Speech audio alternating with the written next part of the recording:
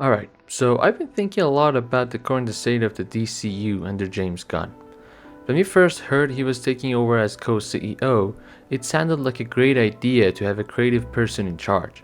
But as time goes on, I'm starting to have some real doubts. Now, to be fair, James Gunn is very talented. He's great at making you care about characters you've never heard of, and he knows how to tell a good story. But there's a growing problem here. Right now, the DCU doesn't feel like a team effort. It feels like the James Gunn show. Think about it. He didn't just watch over the start, he literally wrote every single episode of Creature Commandos. He was the only voice behind the new Superman, and he wrote the entire second season of Peacemaker himself and directed a lot of it, including the finale.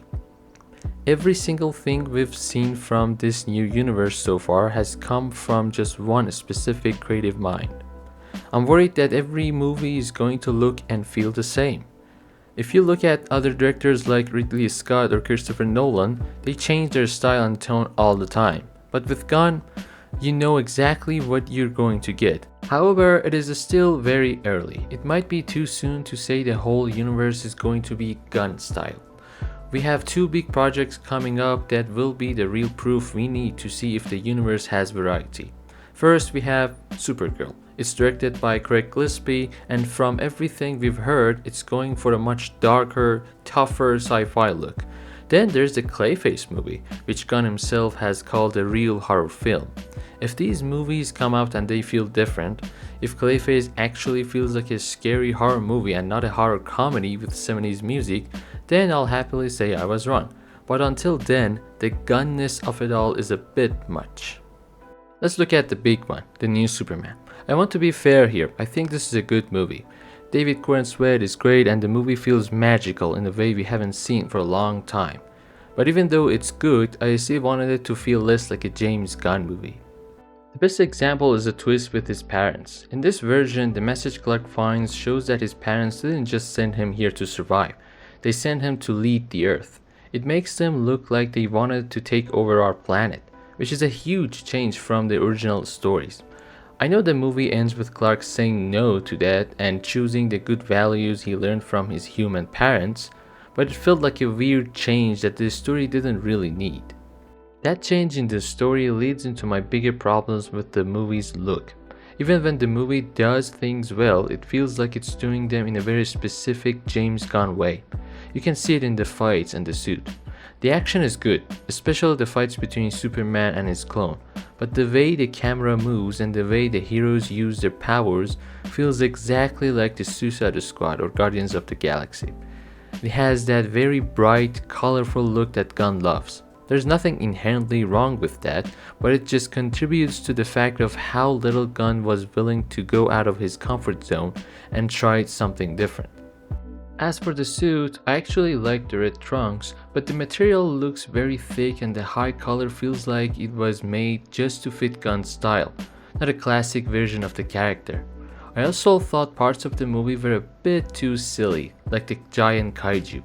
During that fight, I never felt like anyone was in real danger. It felt like Superman was just a guest in a James Gunn movie. With all that being said, the movie has a big redeeming quality, and that is Nicholas Hoult as Lex Luthor. I didn't know how to feel about this before I saw the movie because I mostly saw him play the good guy in other movies, but boy oh boy did he deliver.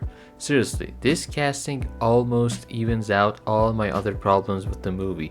That's how much I liked it. Even if I'm worried about Gunn's style, I have to admit he hit a home run with Nicholas Hoult. Now we have to look at the business side, and this is where the conversation gets really interesting. On paper, the new Superman is actually more profitable for the studio than Man of Steel was. Even though Man of Steel made more total money, 670 million compared to the about 616 million, this new version put more actual cash in the studio's pocket. A lot of this comes down to studio math. The 2025 movie made a much larger percentage of its money in the US, where the studio gets to keep a bigger piece of the ticket price. But the real game changer here is the digital sales. In 2026, the home theater market is massive. Superman had an incredible run on digital platforms, and because the studio doesn't have to split that revenue with the theaters, It's almost pure profit. So if you're looking at the spreadsheet, Gunn's movie is a clear financial win for Warner Bros. But we have to be fair and look at the bigger picture. Is the theater audience shrinking because of James Gunn, or is it just the way the world is now? I think it's a bit of both. Theater attendance is down across the whole industry. It's dropped by about 30% since 2019. Between high ticket prices and the convenience of streaming, fewer people are choosing to go to the cinema. However, even when you count for that industry shift, there's still a noticeable hype gap. When you compare the total number of tickets sold, the theatrical audience for Superman has dropped by a much larger margin than the rest of the industry. I don't think this is a problem with the movie itself, or even David Corenswet, who I think it's great. I think it's a brand problem. The real challenge for the DCU isn't just making profit on digital copies, it's about making the brand feel like a must-see event again.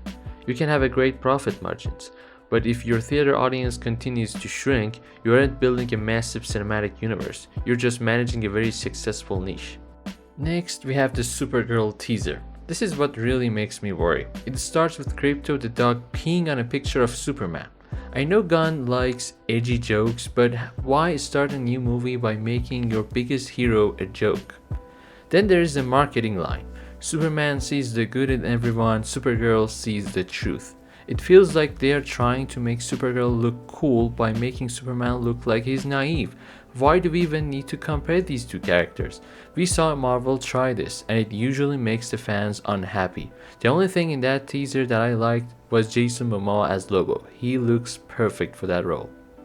At the end of the day, it's hard not to look back. Henry Cavill was the perfect Superman for a lot of people, including me. He had the right look and so much potential that was just wasted because the studio didn't have a plan. I think a lot of people who are unhappy with the new movie don't actually have a problem with David Corenswet or James Gunn. Instead, they are just sad about how things ended with Henry Cavill. He never got his chance to truly shine as the Man of Steel, and many fans see Gunn as the person who stepped in and stopped that from happening.